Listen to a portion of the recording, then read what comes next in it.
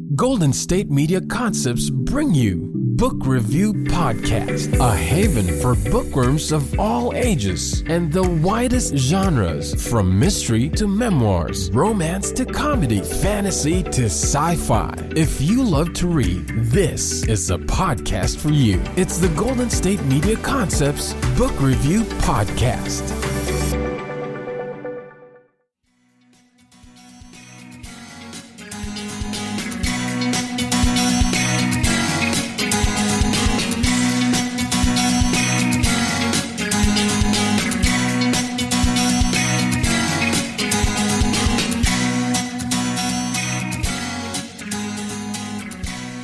Hello and welcome to the GSMC Book Review Podcast, brought to you by the GSMC Podcast Network. I am your host, Sarah, and I am happy that it's Friday, and I hope that you are having some great weekend plans. I actually do have weekend plans. Tonight I am headed into Missoula, which is where the airport that I fly out of is located, and my niece, my 18-year-old niece, is going with me. We're going to spend the night, and then she's going to take me to the airport bright and early in the morning. I'm actually going back to California after 14 and a half weeks in Montana.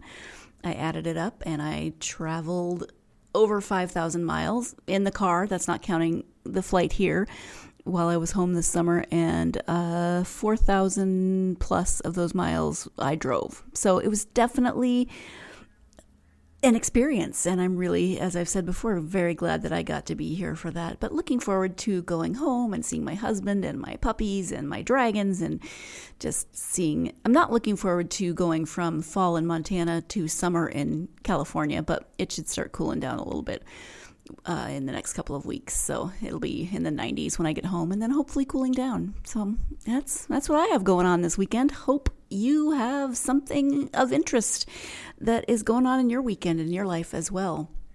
Let's talk about books. As I mentioned at the end of the last episode, I am speaking today with author Kathleen Shoop about her new historical fiction novel, The Magician.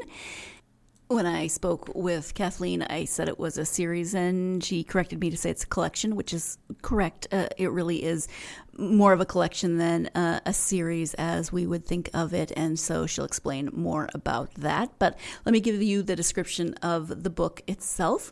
Again, it's called The Magician. It's by Kathleen Shoop. It says, Denora, 2019, 92-year-old Patrick Rusick is on the run, bath towel flying off, with nothing but his new Nikes to carry him to freedom. His plan to escape from the Blue Horizon His plan to escape from Blue Horizon retirement community is in motion, except his great-grandson Owen isn't at the pickup point. Resigned to his fate, Patrick returns to his room and reads from his incredible hand-drawn chronicle of Denora, luring half the nursing home's employees and residents into the room, mesmerizing them with tales of Stan F. Musial, beloved baseball Hall of Famer. Denora, 1920. Mary Musial is expecting again. After 4 daughters, her husband Lucas is losing hope for a son. But Jupiter is rising when Stanislaw Franischek Musial is born on November 21st, 1920, and the midwife predicts he will live an extraordinary life. Young Stanley's physical talents show themselves at the Polish Falcons and on the baseball field. But rather than pride, Lucas's spirits plummet after mill injuries turn his American dream into a living nightmare. When the Depression hits and the mills close, tension grips every Denora household. Meanwhile, as Stan matures, he draws attention from the press, college coaches, and professional baseball scouts. Suddenly, his singular dream is set against options he'd never imagined. Every choice threatens to disappoint coaches, teachers, his girlfriend, and most of all, his parents. Even with the talent to achieve his goals, doubt creeps in. Can he find the courage to leave everything he knows and all the people he loves to fulfill his destiny? Or will he wait too long and risk it all? So again, that is the description of The Magician, and I love that it starts with 92-year-old Patrick and his escape attempt, because that was just, it just jumps right into the action. He is running.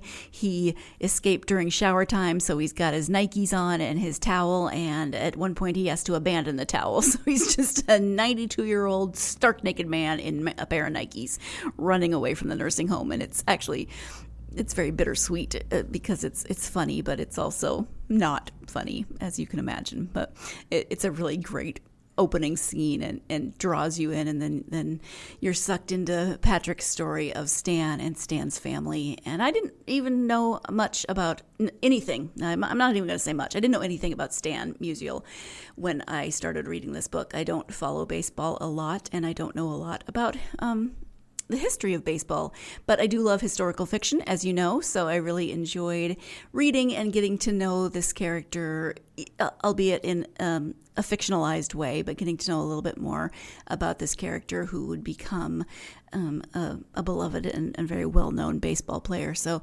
enjoyed that immensely. Let's go ahead and turn to the interview with Kathleen so she can tell you more about the story and why she decided to write about this particular character and why she is writing this collection set in Denora. Again, the book is called The Magician. The author is Kathleen Shoop. Hi, Kathleen. Welcome to the podcast. Oh, thank you so much, Sarah. I appreciate being here. Thank you for joining me. I'm excited to talk about your new book, The Magician. Before we get to the book, though, if you wouldn't mind sharing a little bit about yourself, that would be wonderful. Sure. I live in the Pittsburgh area in Oakmont, Pennsylvania, and my background is I have a PhD in reading, research, and instruction, and all things literacy related, including writing, of course. And so I've been an educator for a large part of my life. I'm also an author / storyteller, which is my focus now, and of course a mom and wife and all those things that everybody is. All right, thank you. So the book is the third book in a series, and it's the Denora. Am I pronouncing that right? Yes. Okay, and it's more of a collection than a series, because it's the town that ties all the pieces together. Now, it just so happens that book 2 and 3, there are some character ties, but I want it to be free to skip around and not necessarily have it go in a series order the way people expect when they hear the word series. So I try to call it more of a collection. Okay. So can you talk about what got you started on this collection? What was your inspiration for it? Sure. I was looking for a second novel idea, and I like the idea of having some sort of real-life event that turns the plot and also, forces character development, things like that. And my mother, who's actually from the West Coast, said, why don't you do the Denora killing smog of 1948? And Denora is a town about an hour from Pittsburgh. And I said, I don't have any idea what that is. And I kind of just ignored that for a little while. And then when I looked it up, I said, oh, that is a fantastic novel idea, inspiration for a novel. And what that killing smog was in 1948, the mills, which are located along the shores of this horseshoe bend in the land and in Denora, the mills were spewing a lot of waste, of course, steel mills, and there was a temperature inversion that kind of locked all those fumes in, and then killed immediately 20 people, sickened about 6,000, and then over the next few months, many more people died. And it's actually referenced in The Crown, the series on Netflix. Is it on Netflix or Amazon Prime? I am because they had the same type of temperature inversion combined with their mill smoke, which killed a lot more people than the Denora smog. But they referenced the Denora smog in that. So that first book of this collection, After the Fog, centers around the timeline of that killing smog. And then the family is fictional, but again, the event is factual, but fictionalized. And then from there, I just grew so interested in the town and the people. The historians there were so helpful. And, just through hours and hours of conversation with townspeople and historians, I started to think of other interesting people to explore in the town. So I came to the idea of finally wanting to write about Stan Musial, who's a Hall of Fame baseball player. But the more I researched him, the more interested I became in his parents, how they met, and how they ended up together. And it's an immigrant tale. And I just thought to myself, well, that deserves its own book. So I wrote that book. And then I got to The Magician. That book's called The Strong Man and the Mermaid.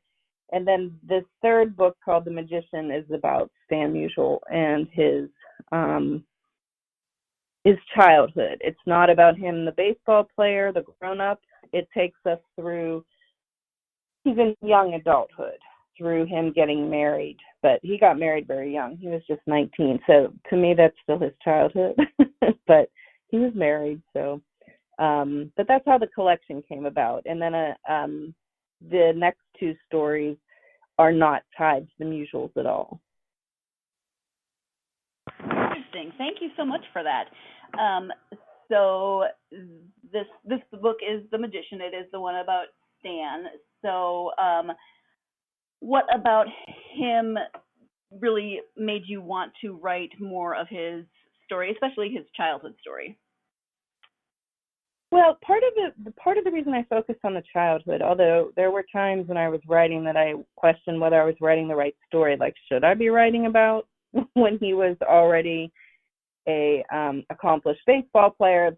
And then I thought, there's so many biographies about him and articles and things like that, and they're mainly focused on his accomplishments, his already when he was facile as a baseball player, when he was famous. And I really was intrigued by his childhood. And he grew up in the Depression. And at the time, Denora was especially hard hit, the town, because they weren't making much steel. And the 12,000 people who lived there,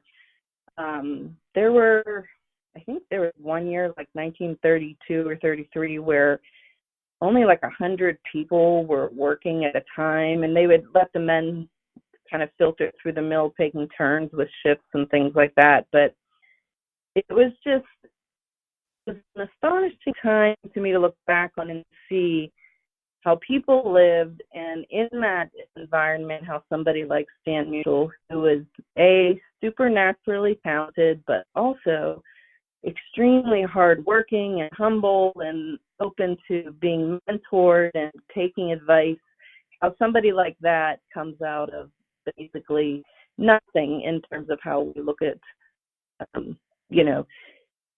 owning things or the standard of living today. I mean, everybody was poor back then compared to now. And then, put the Depression on it, and people really struggled. Yeah, absolutely. And just the joy of the scenes where the kids are playing baseball, even though they're playing baseball with pickets from fences or homemade balls or whatever they could scrounge. Still, the joy shines through in those scenes. Well, thank you. All right, let's go ahead and take our first break of the podcast. When we come back, we'll be talking more about Patrick and that infamous, I guess, maybe, first scene of the novel. So stay tuned. You're listening to the GSMC Book Review Podcast, and I will be right back.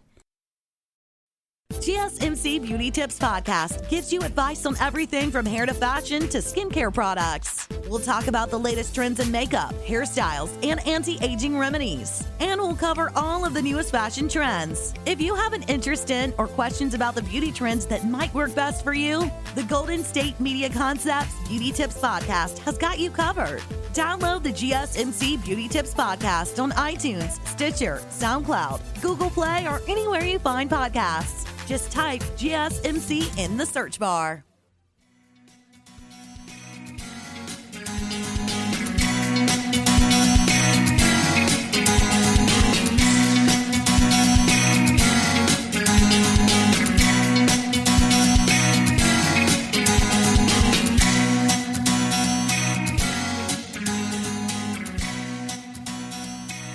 Welcome back to the GSMC Book Review Podcast. I am speaking today with author Kathleen Shoop about her historical fiction novel, The Magician. And I realize that I'm giggling. Well, I'm giggling about the next question, but I'm also giggling about me giggling about the next question because I referenced that first scene and I say I don't want to give anything away, but I totally gave it away when I read the back of the book at the beginning of the interview. So spoilers, whatever, I don't know. Anyway, let's return to the interview with Kathleen. Yeah.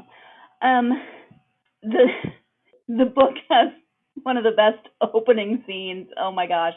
I don't want to give it away, but Okay. It does involve Patrick. And can we talk a little bit about Patrick and why did you choose to tell the story of, I mean, it's from Mary and Stan's points of view for most of it, but then there's also Patrick who tells parts of the story as well.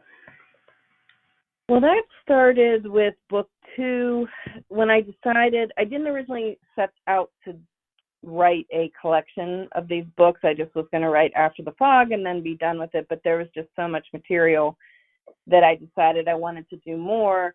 And when I started doing the research and looking back, there really, to me, is an element of magic being not the right word, but the best one for, I think, the way sort of fate and destiny interferes or contributes to, you know, a person who grows up very poor in Poland, who takes the ship across the Atlantic and ends up in Donora to meet the woman he marries, and then they have this child who is just so exceptional in every way. I don't know, there's an element of just kind of like a fairy tale to it, and it doesn't mean it's an easy life or anything, but these people were just so fascinating, the people who chose to leave their countries for something better, and then when they got here, it wasn't always what they expected, even though lots of times it was better than what they left. But I was just fascinated with that, and then thought that out of that kind of fairy tale feel that I needed a narrator, and so Patrick was sort of born out of that, and I figured he'd have a book in an attic.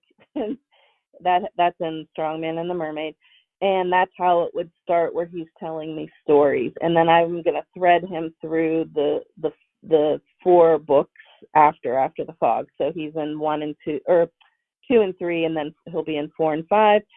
And yes, you'll learn more about his story as we go, and as people already have from 2 to 3. So yeah, you'll learn more about him. But I really needed something in my eyes. Although it's not a series, I guess he's the character who is threaded throughout, even though it's the smallest part of the whole book. You know, he's kind of the thread that ties everything together with the town. He's sort of like the voice of the town of Donora, I guess. Yeah, I think they refer to him at one point as the unofficial historian of Donora. Yeah. Yeah. So then, as I mentioned, most of the story is told from Mary's point of view and Stan's point of view. Can you talk a little bit about what you think about these two will resonate with readers?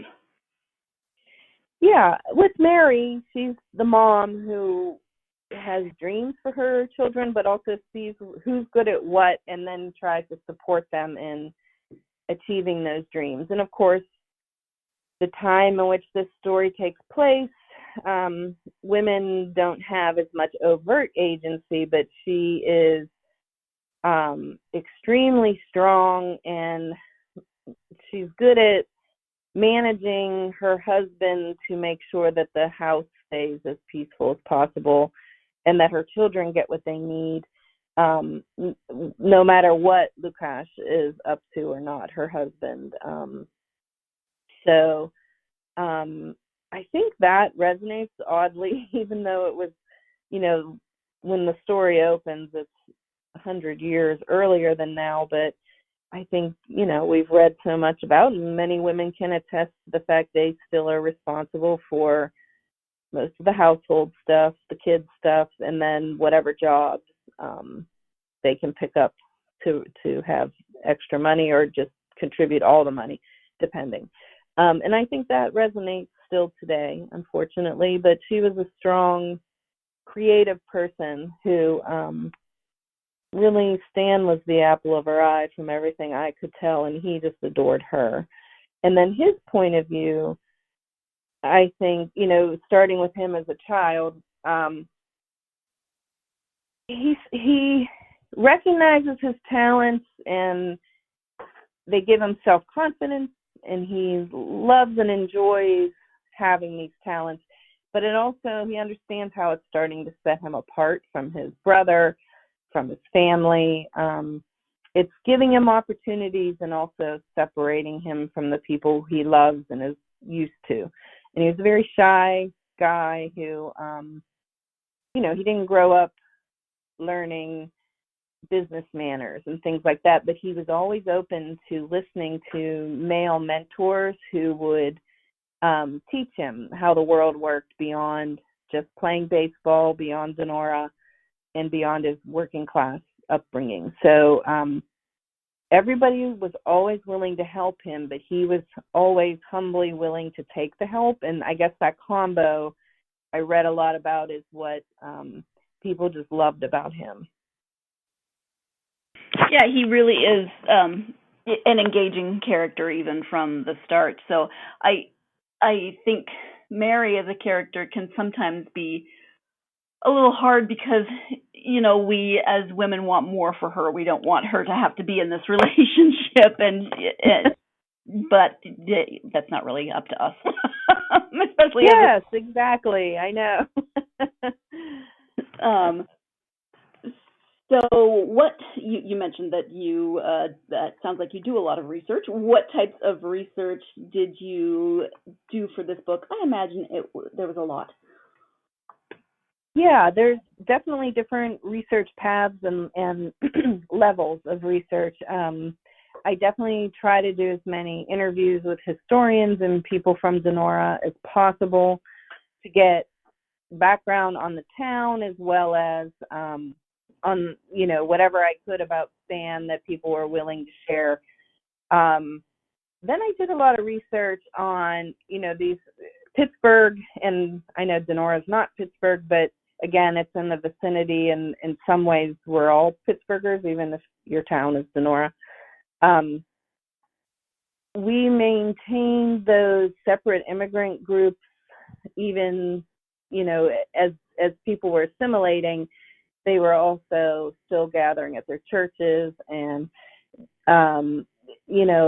celebrating heritage in a certain way. So I found a lot of information about Polish immigrants, specifically, and Polish male immigrants, and how they worked into society in America. And Stan's father was from Poland, and that played an important part. As I read biographies about him and then his autobiography, there were snippets about the family, a line here, a comment there, like the one part about the condensed milk, things like that I built scenes around to show all different aspects of the family dynamics and the neighborhood dynamics. That was just a line from his autobiography about how he used to sneak the condensed milk, and his sisters were supposed to keep him from doing it. And I kept coming across little lines like that then sent me down research paths. Like I said, with the immigrant men from Poland, I found an interesting tidbit that for them, their physical strength was so much a part of who they were and their identity and what they did well, that they were less inclined to take jobs as a tailor or a chef or something like that, because they didn't view that as work they should be doing. So there were all these different paths of research I was gathering, and then trying to build these people from the autobiography and biographies to make them true to life, but again, fictionalized. So it was tricky, but I learned a lot, put it that way. Yeah, I can imagine it. I would think it would be difficult to stop doing research because there would be so much. Yeah. In terms of it being historical fiction, character development is a little, I would imagine, a little different than when you're writing fiction. What types of character development do you like to do before and during the writing process? Well, I probably, in this case where some of them characters were inspired by actual people, I would definitely take the framework that I discovered through research about what these people were like. And like Stan, the consensus was he was just this generous, kind, sweet person his whole entire life, but he was shy and awkward with adults, things like that. So what I did was try to take those things and dial them back through a childhood and imagine what that might look like as it played out with him, with his friends versus him with teachers, where he partly developed a stutter through being forced to write with his right hand, stuff like that. So I tried to take what was reported about him as factual and then see how that would play out in him, in scenes throughout his life. And like I said, I was very careful to really try to do that in a respectful way that hopefully conveys a sense of truth, even if not every single thing is factual, because I can't know everything that came out of his mouth, you know. Right. No way. Nobody followed him around with a recorder. Right. Especially not as a child. Yeah, so a lot of back and forth and shaping and refining. Time now for our second break of the podcast. When we return, Kathleen will be talking about any autobiographical elements that she includes in her writing. So stay tuned. You're listening to the GSMC Book Review Podcast, and I'll be right back.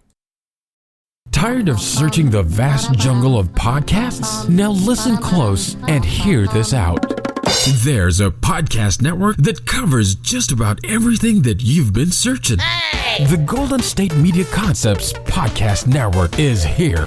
Nothing less than a podcast bliss with endless hours of podcast coverage. From news, sports, music, fashion, cooking, entertainment, fantasy, football, and so much more. So stop lurking around and go straight out to the Golden State Media Concepts Podcast Network. Guaranteed to fill that podcast itch. Whatever it may be. Visit us at www.gsmcpodcast.com. Follow us on Facebook and Twitter, and download us on iTunes, SoundCloud, and Google Play.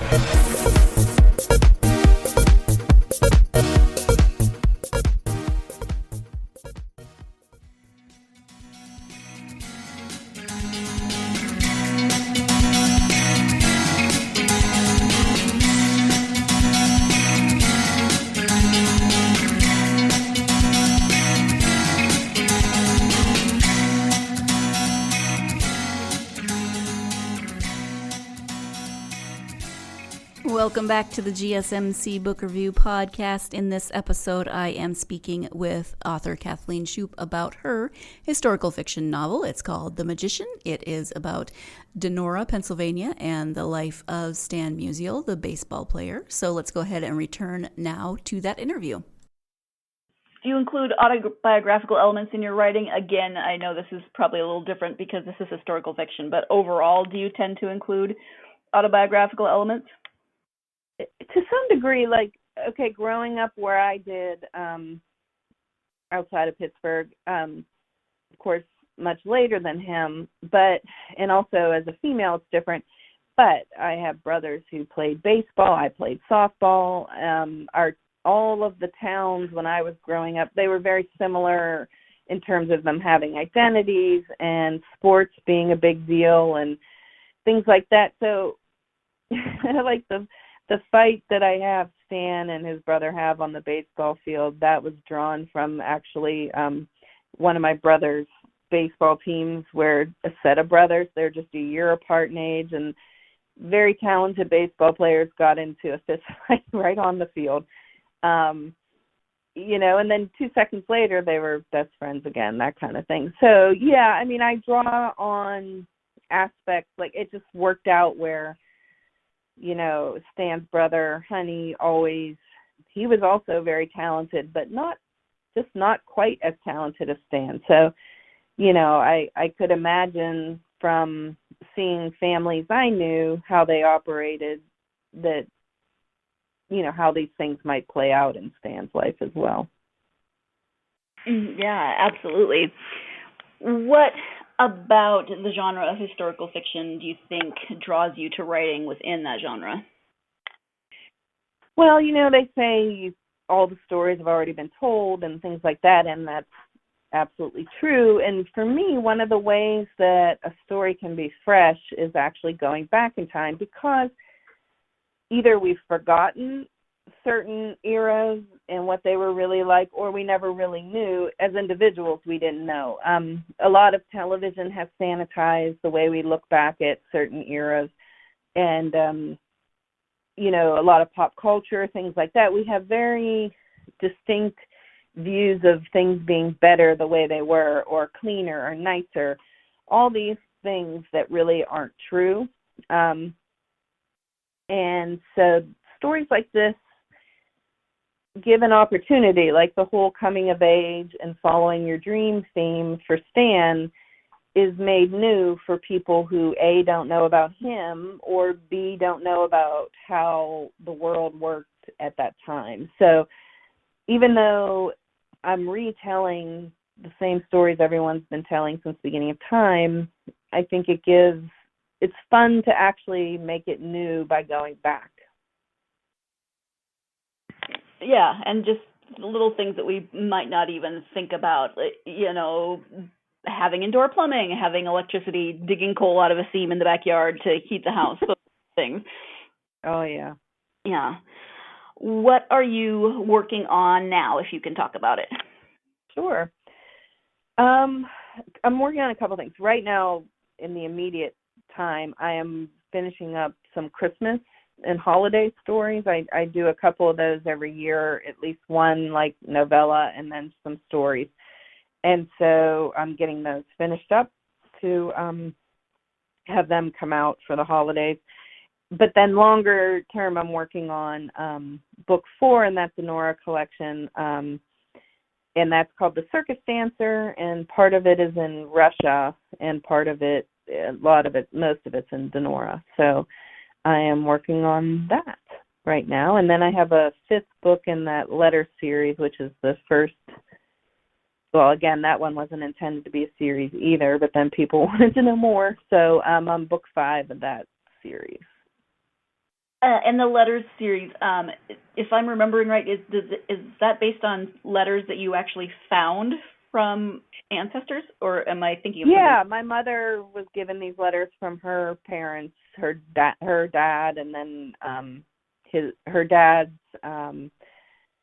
father kept them, and they were written. We have probably close to 300 letters, and most of them are written later in the family's life, but the first set of 50 are written in the year of the couple's engagement, my great-great-grandparents' engagement, and that's sort of what kicked off the whole series. But again, I was only intending to write the last letter, which is fictionalized, but also based on these threads of truth about the family, and then people just wanted to know more, so I ended up writing more, and that's a tricky series, because that is so far set up more like a series, but because I didn't start it that way, I'm not sure I'm doing a really good job. Like, when people they expect certain things of a series to flow, and because I didn't intend it that way, there's not always the right flow, I think. So I like every single individual book, and I think most readers do, but you never know with historical fiction. People seem to love or hate what you do with it. There's not much middle road. Well, I would imagine it would be difficult also because you fictionalized the story from the letters, and now it's a series, and so you're continuing these stories, but I would imagine it's branching off from family history and kind of going in its own Oh, direction. yeah. Oh, yes, totally. And one of the things that helped me figure out how to do that was this was years ago, my daughter and I went to see Wicked, and the play, and we were watching it, and at the end where, the Wicked Witch, it turns out, has this whole entire backstory and existence that you never know as, if you just know the Wizard of Oz. And then it occurred to me, I'm like, oh, that's how I could do it. That's how I could, the reader sees one thing in the first book, but that doesn't mean that's the whole story. So then I was like, okay, I can do this. So then I started writing these other ones. And that is satisfying to me, to give these slices of lives that are hidden in one book or another. But not every reader likes that. Some readers really like to see that everything flows from the first book. Like the reason character A is hateful in book one needs to be explained, in a certain way, versus me taking that Wicked view where I'm like, no, I'm just going to tell this person's story, and this is the way they were. You just didn't know that in book one. So it's kind of tricky, but it's fun. It's all good. Yeah, interesting. You mentioned that you work a lot with literacy, reading, writing, etc. So I would imagine that you've written a lot during your lifetime. But when did you decide to start writing potentially for publication? That was probably like 23 or 4 years ago, where I just started telling these stories. I was always a huge reader. Stories played a huge role in my life, both oral stories, like relatives of mine were just fantastic storytellers, and then, of course, what I was reading. And there were elements of storytelling, like I would keep lists of things. There were always stories going on in my mind as a kid, all the way up until when I started to try to write, and it might have even been closer to 30 years. But I didn't really start trying to sell things or publish things until probably 2005-ish, around then, I believe, maybe a little earlier. So I did finally just say to myself, all right, I'm going to try and write something that I've been thinking about, and then I just did. Yep, at some point you just have to say, why not? Yes. It's all in the doing. I mean, that's the thing. It's all in the rewriting. It's all in the, at first, I think the volume, people worry a lot about how perfect something is when they're writing it.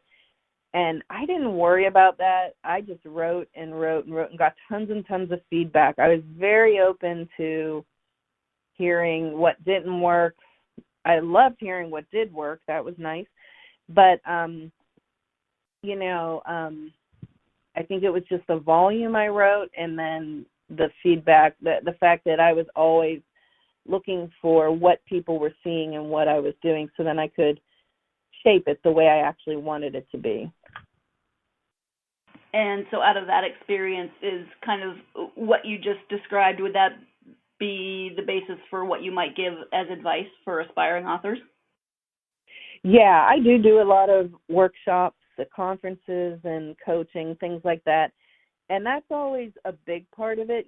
People come at different points in their writing. So, but for anyone starting out who wants to be a writer, well, I would say definitely just volume, write a ton and worry about story over anything else. And then if you want to write short stuff and get that published, that's good, because it does feel good to finish things.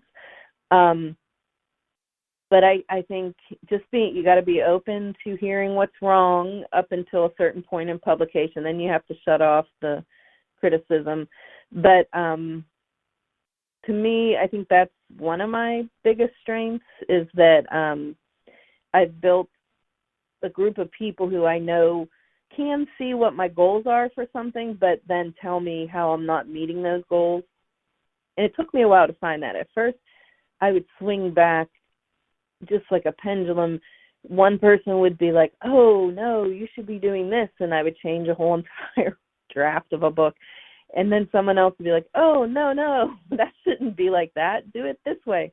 And then I'd rewrite the whole thing. And it took me a while to figure out, I need someone who is going to read knowing what I want it to be and help me make it that, not, because you could change it forever to match what someone else wants. Oh, exactly. Yeah, you can never please everybody. In fact, I will probably not please some people when I say it's time for the third break of the podcast, because, not everybody likes breaks. But it is that time, so stay tuned. You're listening to the GSMC Book Review Podcast, and I will be right back. Still on the search of that one true love? On the limbo in this crazy world of dating, marriage, relationships? Well, listen to the Golden State Media Concepts Relationship Podcast, your one-stop podcast for everything about relationships.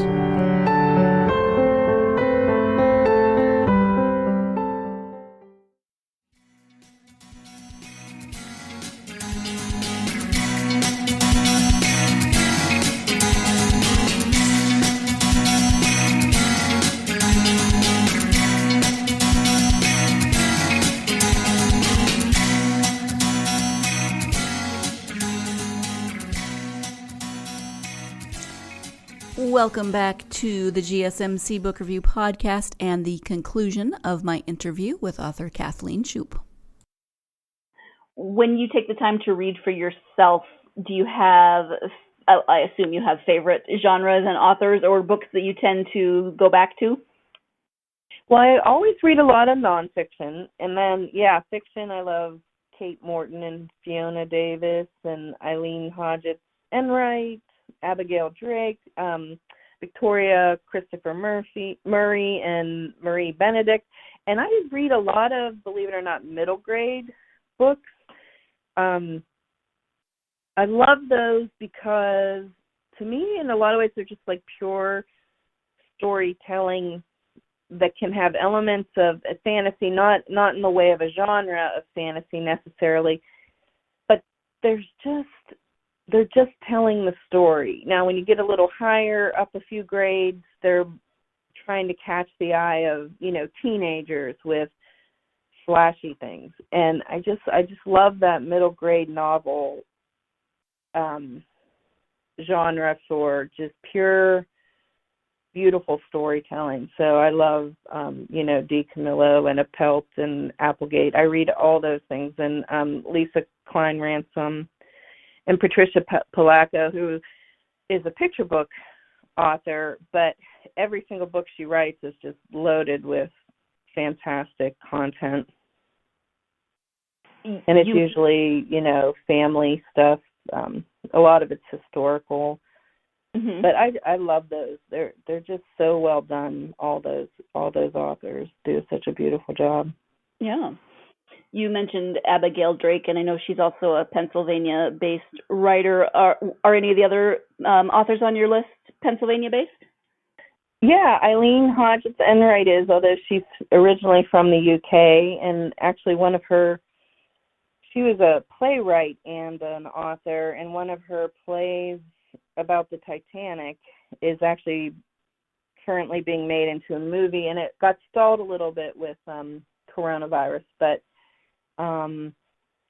that's pretty exciting to see her work. I think the original play is 20 years old or something, and then to see it be made into a movie now, it's really fascinating. But she has a novel on the Titanic now. I mean, that's a great genre to write in. Absolutely. I know you have a website, so if you can direct people to your website, but also where you, what social media platforms you're on as well. Yeah, kshoop.com is my website, and probably the places I'm most active, though, are Instagram and Facebook, and believe it or not, TikTok. I do go on Twitter a lot, but it's more newsy for me at this point. And so I think Instagram, TikTok, and Facebook are probably where I'm most active for anybody looking. All right. Thank you. Mm-hmm. We have talked about a bunch of different stuff today, but is there anything that you had hoped to highlight during our time together that we haven't covered? It's not so much highlight. It's just something I always think about when I write my stories, because some people so beautifully write exactly what readers want. And I feel like for me, one of the things I need are people to be willing to immerse in a pretty long books that, they're little, I think there's a lot of plot in them for sure, but requires a little, I guess, appreciation for grit and less stylized romance. Like when I first put out The Magician, some marketers and things like that really focused on the 20, because it starts in the 20s in that whole flapper, glamorous kind of era, and I was like, that isn't what these people are exploring, though. They're not flappers. It's a grittier, my books seem to be this grittier examination of the human condition, which to me is fascinating, but I understand it's not always what people are looking for in their fiction. It's not really escapism, but you do learn a lot, and I think the characters potentially stick with people. I mean, I've heard that a lot, put it that way. Yeah, I would agree with that. And as a fan of historical fiction myself, I appreciate that it's everyday people living their lives. It doesn't have to be glamorous all the time. Yeah. Because my life certainly isn't glamorous, so I understand that. No, I know, and I do understand the need to escape too, but I don't know. Like everything I pick up, some of them are glamorous tellings of a certain era, but I really do love the grittier books, and hopefully then I find those same readers who love my version of that. Absolutely. Well, Kathleen, thank you so much for taking the time to talk to me, not only about The Magician, but also the Denora collection and a little bit about the Letters series. I really, really appreciate your time. Well, thank you. I appreciate you asking me on and having the chance to explore a little bit about my work. I really appreciate it. Thank you. Thank you once again, as always, to Kathleen for joining me for this interview, not only about The Magician, but also about some of her other writings and also this collection, the Denora collection.